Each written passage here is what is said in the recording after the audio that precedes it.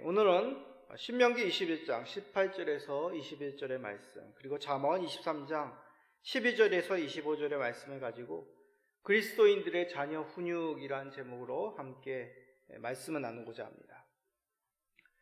자, 오늘은 5월 첫째 주일입니다. 보통 한국교회 가운데 5월 첫째 주일은 어린이 주일 내지는 어버이 주일 또는 온 가족 주일로 그렇게 지킵니다. 우리 신앙인들만이 아니죠. 일반인들도 5월은 가정의 달이라고 합니다. 가정의 달로 기념하러 여러 행사들을 5월 달에 가지게 되죠. 그만큼 가족이란 사회 구성에 있어서 중요하다, 기본적이다. 그것을 일반인들도 인정하고 있다는 얘기입니다. 그러면 우리 그리스도인들에게 있어서 가족은 어떤 의미입니까? 우리 성도님들은 가족이 어떤 의미입니까? 보통 가족의 가장 기본이 되는 관계는 부부 관계입니다. 하나님께서 세상 만물을 창조하시고 그 가운데 처음으로 만든 공동체, 부부입니다. 아담과 하와, 부부죠. 남자가 여자 결혼하여 한 몸을 이루는 것, 이것을 통하여서 하나님과 교회가 하나됨을 가르치셨습니다. 이런 하나님이 맺어주신 부부를 통해 하나님께서는 자녀를 가지게 하셨습니다. 그러기에 자녀는 단지 어떤 생물학적인 재생산만의 의미가 아닙니다. 다른 성별, 다른 인격, 다른 가치관을 가진 남녀가 하나님 뜻 가운데서 부부가 되었습니다. 그런데 이들이 또 다른 인격, 또 다른 가치관을 가진 하나님의 형상을 잉태하여 낳은 것이 바로 자녀들입니다. 그러기에 그리스도인 부모는 자녀를 하나님의 형상, 하나님이 주신 가장 귀한 선물로 여겨야 됩니다. 그러나 이보다 더 큰 의미가 있습니다. 부모는 믿음으로 자녀를 훈육해야 된다는 것이죠. 즉, 자녀를 가르친 책임이 누구에게 있다? 부모에게 있다는 것입니다. 이는 단지 어떤 한 지식을 가르치는 것을 넘어 신앙을 가르치고 인격을 가르치고 삶의 모습을 가르쳐야 됨이 부모에게 있다는 것입니다. 이러한 신앙인들의 자녀 교육은 세상의 일반인들에게는 찾아볼 수가 없습니다. 우리 신앙인들만이 가지고 있는 고유한 자녀, 부모의 관계죠.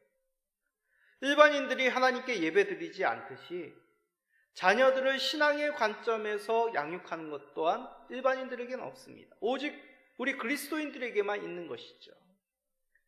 그러기에 사회 통념이 어떻다, 다른 집이 어떻다는 참고될 것이 아닙니다. 우리가 따라야 할 자녀 양육의 기준은 하나님의 말씀인 것이죠. 엘림시민교회에서 저는 5월이 되면 꼭 가정에 대한 설교를 하였습니다.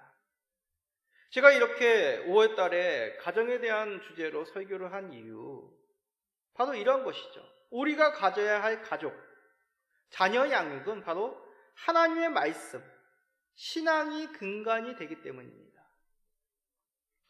이전에 가족에 관한 설교가 좀 교리적인 내용이다 였다면 오늘의 설교는 좀 더 교훈적이고 실질적인 내용을 담고 있습니다. 그래서 잠언의 말씀을 꼽은 것이죠. 오늘 말씀을 통해 우리의 자녀 교육, 그리고 교육받는 자녀로 가져야 될 그 마음을 살피기를 소원합니다. 그리하여 우리의 삶이 더욱 하나님을 닮아가는 가족, 하나님을 닮는 가족의 구성원들이 되시기를 간절히 기도합니다. 자, 우선 본문의 내용을 다루기 전에 잠언에 대해서 한번 간략히 설명하겠습니다.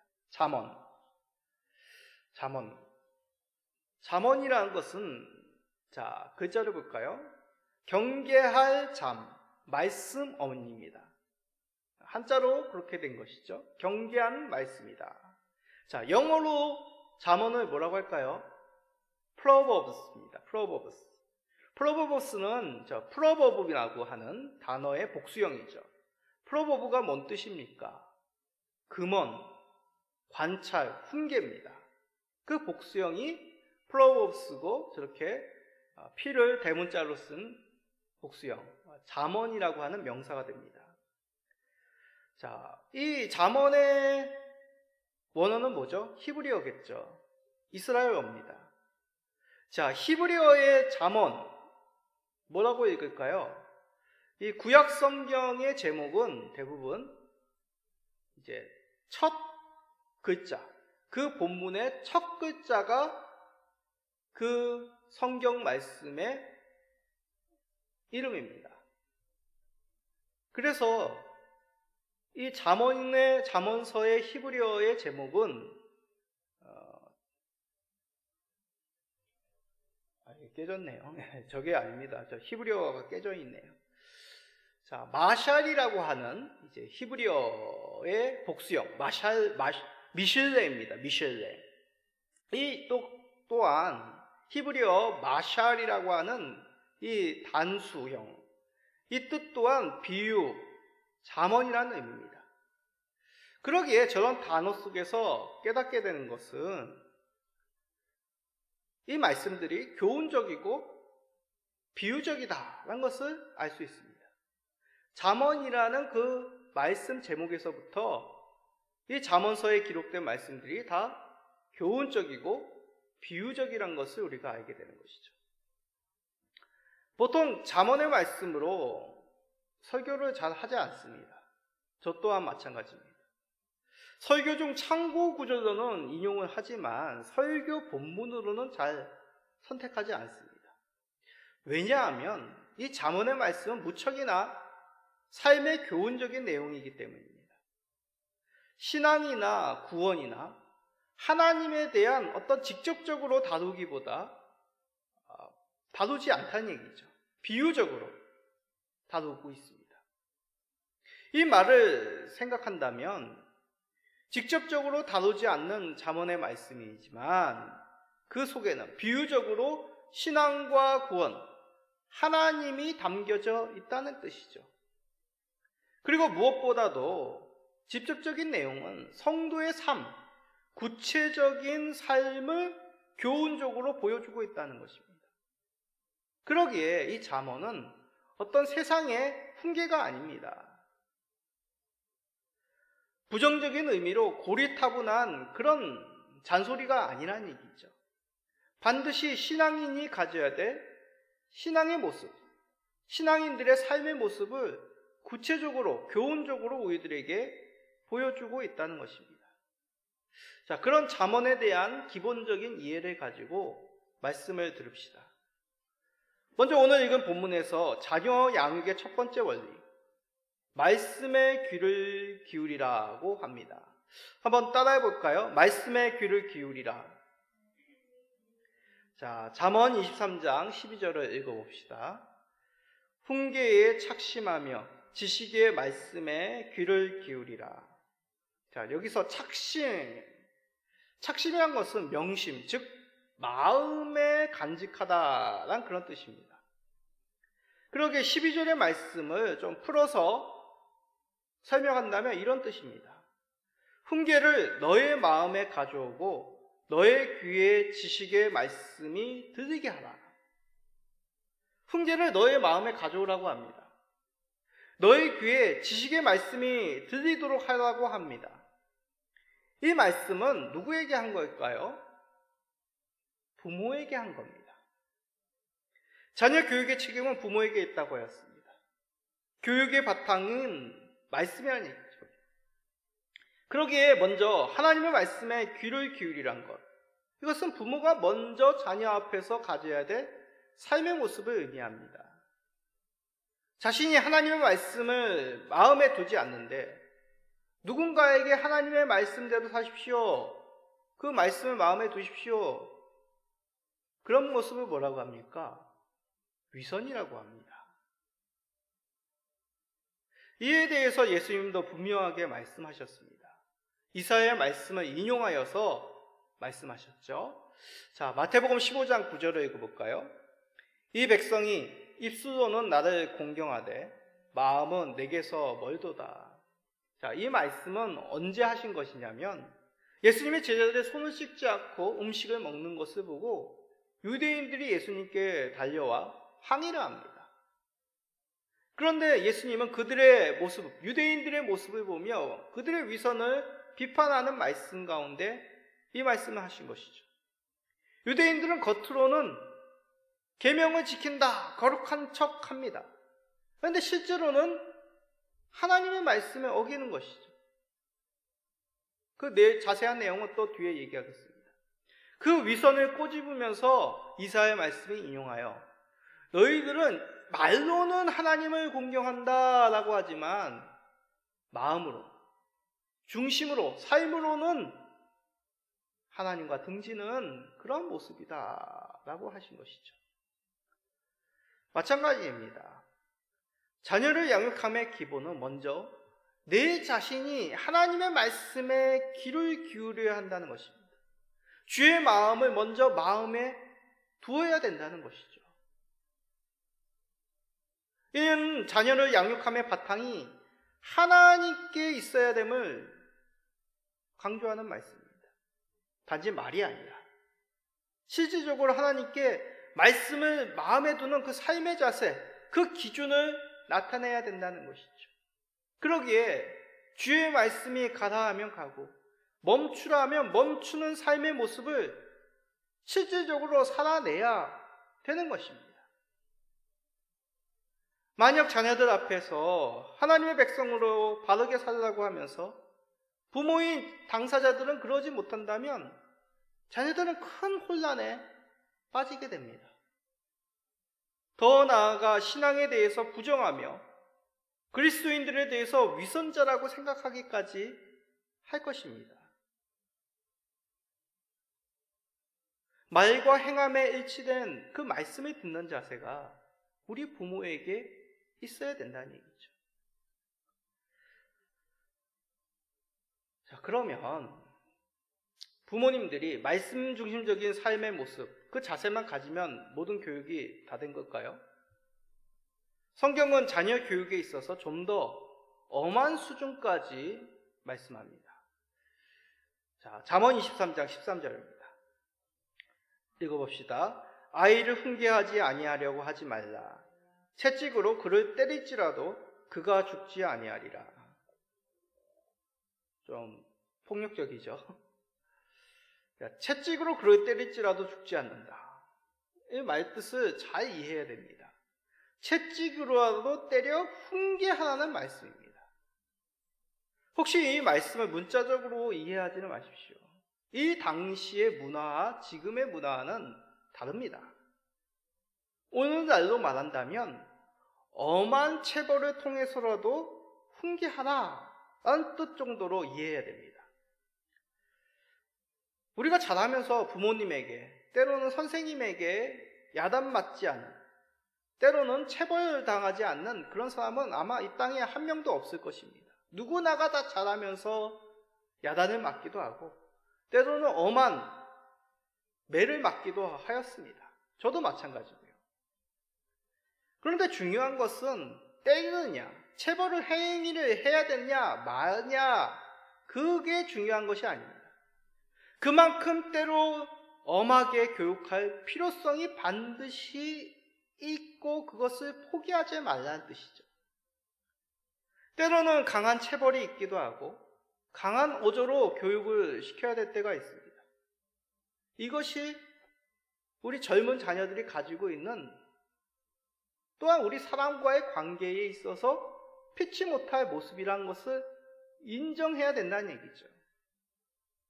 이렇게 훈육함으로 그 영혼이 사망의 길에서 건져진다고 말씀합니다. 물론 잘 타이르고 때리지 않아도 교육이 된다면 누가 자녀들 때리고 싶겠습니까? 때리는 부모 마음은 더 아픕니다.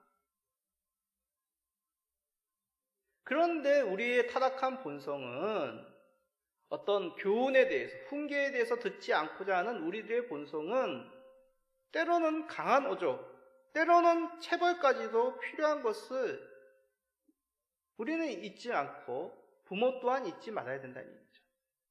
자, 우리가 앞에서 읽은 신명기 21장 18절에서부터 21절이 바로 그러한 내용을 담고 있습니다.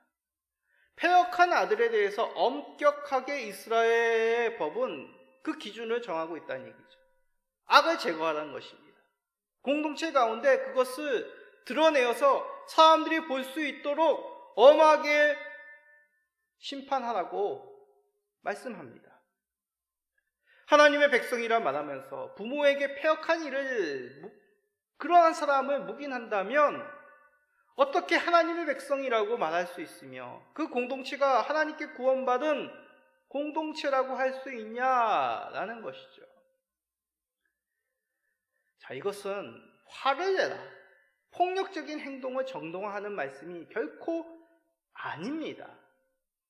때로는 자녀 교육에 대해서 확고함, 강직함이 필요하다는 것이죠. 그 이유가 무엇입니까?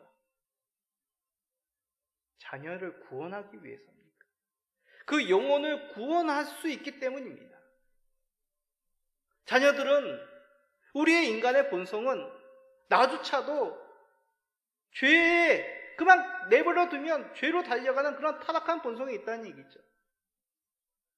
자녀들의 영혼의 구원에 달려 있다면 잠깐 자녀들에게 사랑의 매, 엄격한 가르침을 하여서 그들을 구원할 수 있다면 어떻게 그것을 포기할 수 있냐는 얘기입니다. 앞에서 무엇이라 얘기했습니까? 자녀들은 하나님이 주신 가장 귀한 선물입니다. 그런 선물인 우리 자녀들을 살리는 일에 하나님 중심적인 그 마음 가지고 있어야 되지 않겠습니까? 때로는 아플지라도, 때로는 어려울지라도 자녀들을 가르침, 하나님 중심적인 양육에 대해서 그 마음 변치 않으시는 우리 믿음의 부모님들이 되시기를 간절히 간구드립니다. 자, 두 번째 원리, 죄에 대해서 경계하라고 당부하십니다. 따라해 볼까요? 죄에 대해서 경계하라. 자, 죄가 무엇입니까? 쉽게 죄란 하나님이 싫어하는 것, 하나님께서 정하신 길에서 벗어나는 것을 의미합니다.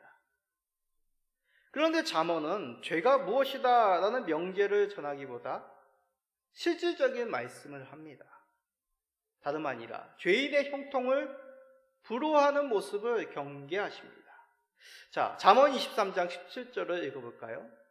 내 마음으로 죄인의 형통을 부러워하지 말고 항상 여호와를 경외하라. 많은 주의 백성들이 쉽게 저지르는 죄가 뭐냐면, 죄를 직접 저지르는 것보다 죄를 저질러서 이 땅 가운데 평안하게 사는 것을 부러워하는 마음이란 얘기죠. 하나님 없이도 잘 되고 하나님이 싫어하는 행동하여도 부와 권력을 얻는 것을 흠모하고 따르는 경우들이 많다는 것입니다. 이스라엘을 생각해 보십시오. 이스라엘이 직접적으로 범죄하는 것보다 가나안 사람들, 하나님을 믿지 않는 사람들이 어떻게 살아가는지, 어떻게 강성한지를 부러워하고 흠모하여 그것을 쫓아하여 범죄하는 경우들이 많았습니다. 자, 그렇게 되지 않기 위하여 필요한 것이 바로 하나님을 바라보는 것, 하나님을 경외하는 것입니다. 하나님이 살아계심을 믿는다면 하나님을 두려워하지 않고 살아가는 자들을 부러워하지 않게 되는 것이죠. 세상의 법도 악한 자를 발견하여 법을 집행합니다.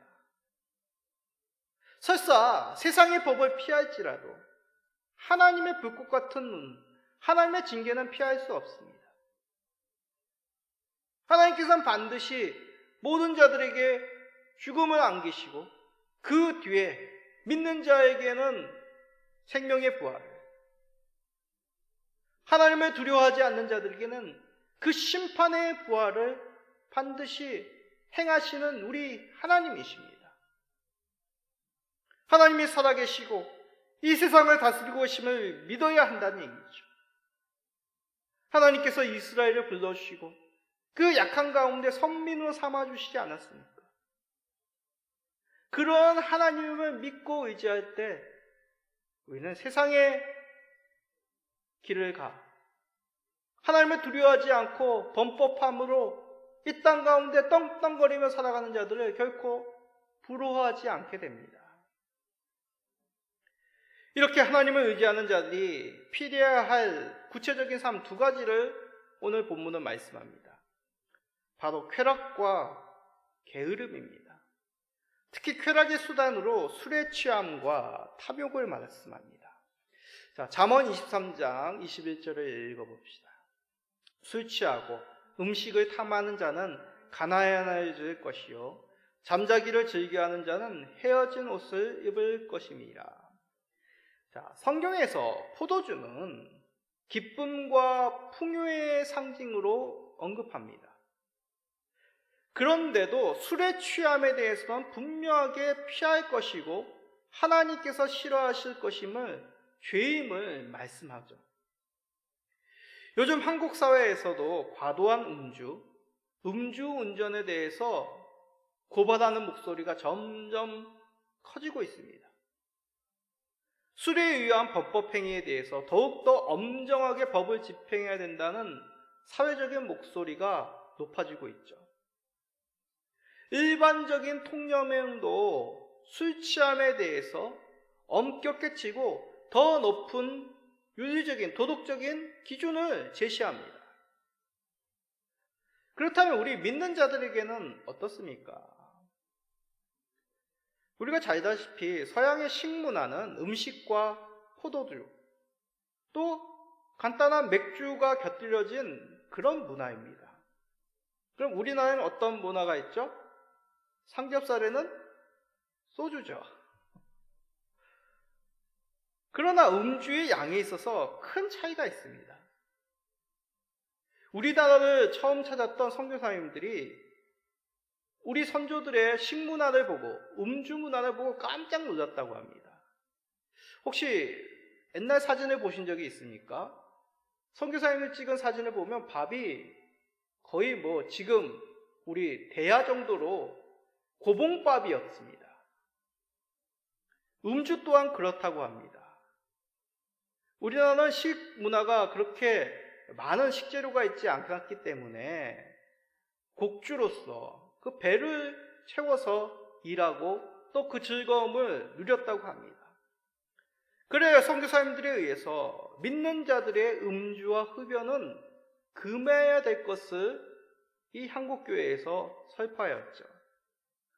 그러한 교회 문화 속에서 일반인들도 자연스럽게 예수님 믿는 사람들 금주 금연해 그렇게 알고 있습니다. 이 뜻은 사람들의 눈치를 보라는 말이 아닙니다. 믿지 않는 사람들의 덕을 생각하여야 된다는 것이죠. 그러나 더 중요한 원리는 술과 음식이 가지고 있는 탐욕과 쾌락의 도구로 빠질 수 있는 그 위험성을 알고 있어야 된다는 얘기입니다. 결국 술이 술을 먹고 탐욕이 탐욕을 낳게 됩니다. 이것을 특히 젊은 자들이 쉽게 그 유혹에 빠질 수 있기 때문에 이 잠언의 말씀에 통하여 경계하는 것이죠. 자, 이러한 술이 가지고 있는, 탐욕이 가지고 있는 재미있는 말씀이 이 본문 가운데 있습니다. 잠언 23장 35절을 한번 봅시다. 내가 스스로 말하기를 사람이 나를 때려도 나는 아프지 아니하고 나를 상하게 하여도 내게 감각이 없도다. 내가 언제나 깰까 다시 술을 찾겠다 하리라. 무슨 말입니까? 술에 취했는데 술에 취한 모습 중에 하나가 뭐죠? 때려도 아프지 않는다는 얘기죠. 그걸 은유적으로 표현한 것입니다. 감각이 무뎌진다는 얘기입니다. 그래서 술 취하면 뭐라고 얘기하죠? 용기가 생긴다고 하죠. 그동안에 두려운 게 사라집니다. 무서운 게 없어집니다. 감각이 둔해지기 때문이죠. 그리고 술이 결국 어떻게 된다고요? 깨서 다시 술을 찾는다고 하죠. 세상 말로 그런 말이 있습니다. 술이 술을 먹는다. 대부분 술을 즐기는 자들의 이런 일상의 모습입니다. 하루라도 술을 먹지 않고는 잠이 오지 않는 그런 사람들이 대부분 술을 찾는다. 중독이 무엇입니까? 헤어나오지 못하는 것이 중독입니다. 근데 헤어나오지 못한 사람 보고 당신은 그것에 빠져 있습니다 라고 얘기하면 아니라고 얘기합니다. 본인은 충분히 벗어날 수 있다고 합니다. 그러면서 벗어나오지 못하죠. 그게 중독입니다. 게으름도 오늘 말씀 속에서는 같은 선상에서 말씀합니다. 잠자기를 즐겨한다는 것은 잠을 많이 자는 것을 말하는 것이 아니라 게으르다는 뜻입니다. 사람의 노력이 신앙의 근본은 아니지만 그렇다고 게으른 모습 또한 신앙인들이 가져야 될 삶이 아니라는 얘기죠. 하나님을 믿는 주의 백성들은 게으름에서 벗어나야 됩니다. 결국 게으른 자는 가난해질 것이라고는 그런 일반적인 삶의 교훈에서도 그것을 깨달아야 된다는 얘기죠. 우리 예수님을 생각해 보십시오. 우리 하나님의 아들인 예수님께서도 공생애 가운데 3년 동안 참으로 부지런히 사셨습니다. 새벽에 기도하셨고 해지기 전까지 나온 사람들에게 말씀을 전하시고 그들을 돌보셨습니다. 때로는 너무나 피곤하여 파도치는 디베랴 호수 가운데 있는 그 나룻배 속에서도 곤히 주무셨던 예수님이십니다. 3년 동안 이스라엘 곳곳을 다니시며 하나님 나라를 가르치시고 전파하시고 또한 상한 자들을 고치신 우리 예수님이시죠. 하나님의 아들인 예수님께서도 아버지의 부르심에 이 부지런함으로 충성함으로 감당하셨다면 우리는 어떠한 삶을 살아야 되겠습니까? 우리 각자에게도 하나님의 부르심이 있습니다. 요즘 직업의 세계 보면 참 희한한 직업, 희한한 삶의 모습들이 많습니다. 무궁무진함을 봅니다. 제가 학생 때만 해도 애들이 학교에서 춤추고 노래하고 막 그러면 선생님 지나가시다가 보시면 꼭 하시는 말씀이 있습니다. 너희들 딴따라 될래? 어른들에게 참 야단을 많이 맞았던 그런 모습입니다. 그러나 요즘은 어떻습니까? 거액을 주고 아이돌 수업을 받으려고 해도 받을 수가 없는 세상입니다. 또 예전에는 잘 노는 사람들에게 뭐라고 얘기했냐면 어른들이 싹수가 노랗다고 했습니다. 집에 근심거리라는 얘기죠. 그러나 요즘은 잘 노는 사람도 세상에서 참 긍정적으로 평가가 되고 사람들에게 즐거움을 줍니다. 하나님께서는 우리 각자에게 재능을 주시고 그 부르심이 다양합니다.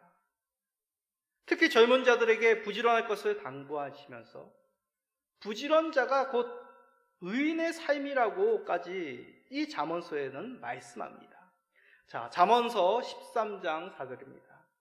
게으른 자는 마음으로 원하여도 얻지 못하나 부지런 자의 마음은 풍족함을 얻느니라.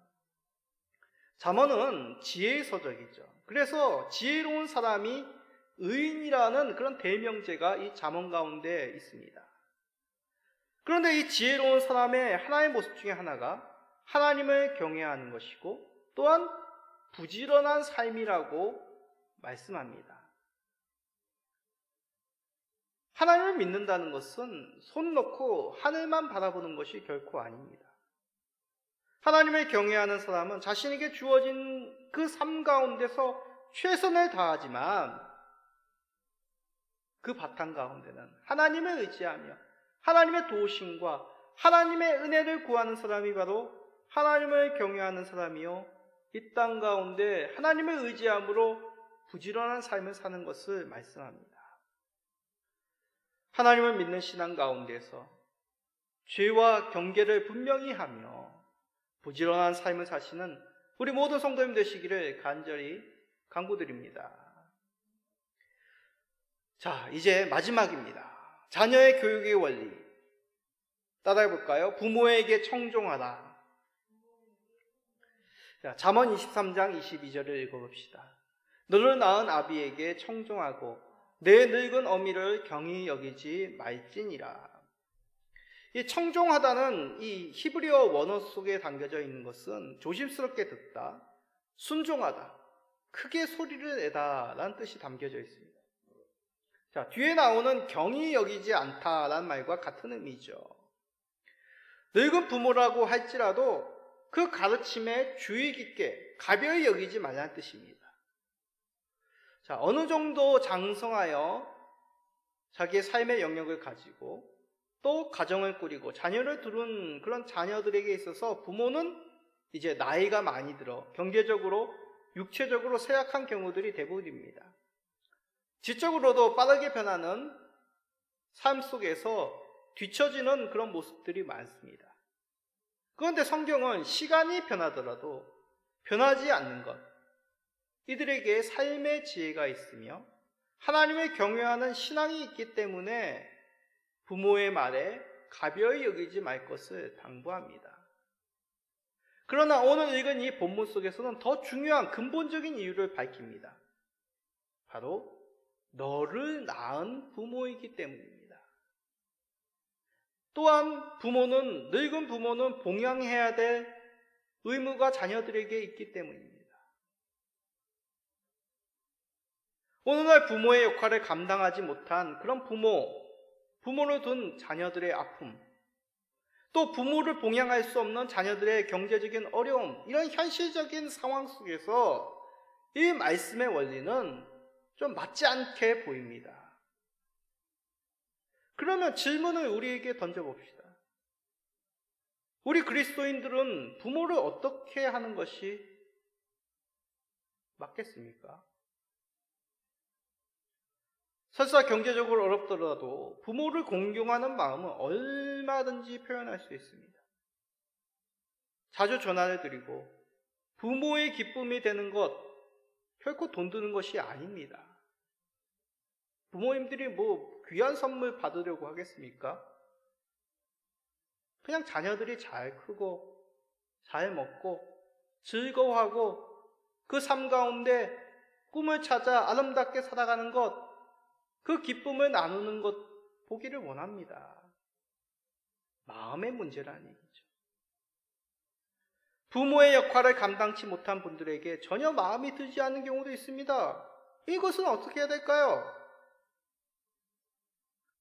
어쩔 수 없습니다. 하나님을 보아야 됩니다.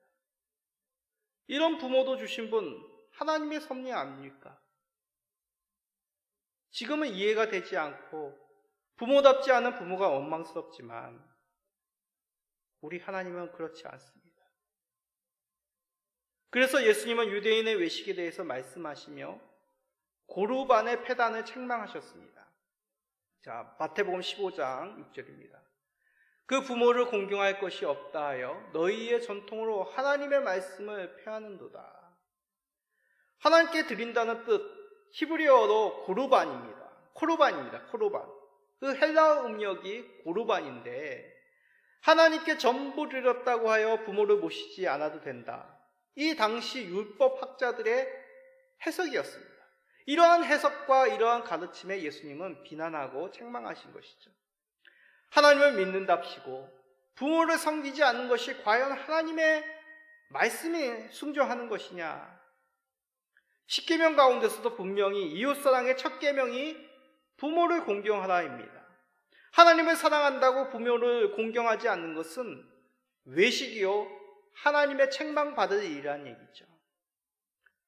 자녀를 키우며 하나님의 사랑으로 자녀들을 사랑해야 됨을 뼈저리게 우리는 느낍니다. 부모 사랑도 마찬가지입니다. 우리의 힘만으로는 한계가 분명히 있습니다.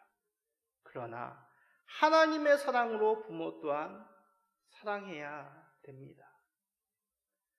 이 말씀을 준비하며 저는 참 마음이 무거워짐을 느낍니다. 나는 자녀를 잘 양육하고 있을까? 우리 자녀들은 나를 어떤 아빠라고 이해할까? 그리고 부모님은 나는 어떤 자녀라고 이해하실까? 그러기에 잠언의 설교는 참 어렵습니다. 내용이 어렵다기보다 실질적인 우리의 삶을 다루기 때문이죠. 모든 말씀이 동일하겠지만 이 말씀은 단지 책망하기 위한, 너희 똑바로 살지 않았다는 것을 책망하는 말씀이 아닙니다. 우리의 부족함 속에서 하나님의 뜻을 깨닫고 다시 불러주신 그 은혜 속에서 믿음의 길을 걷게 하시는 하나님의 격려의 교훈의 말씀이라는 얘기죠. 우리는 주의 말씀을 경청함으로 따라야 됩니다. 그럴 때 우리는 하나님께서 주신 그 지혜의 길, 이 땅에서의 의인의 길, 이 땅에서의 구원의 길, 이 땅에서 잘 되는 길을 경험하게 될 것입니다. 가정이 됩니다. 말씀을 통해서 기쁨이 되는 부모, 지혜로운 주의 자녀의 삶을 사시는 우리 모든 성도님 되시기를 예수 그리스도의 이름으로 간절히 축복드립니다. 아멘.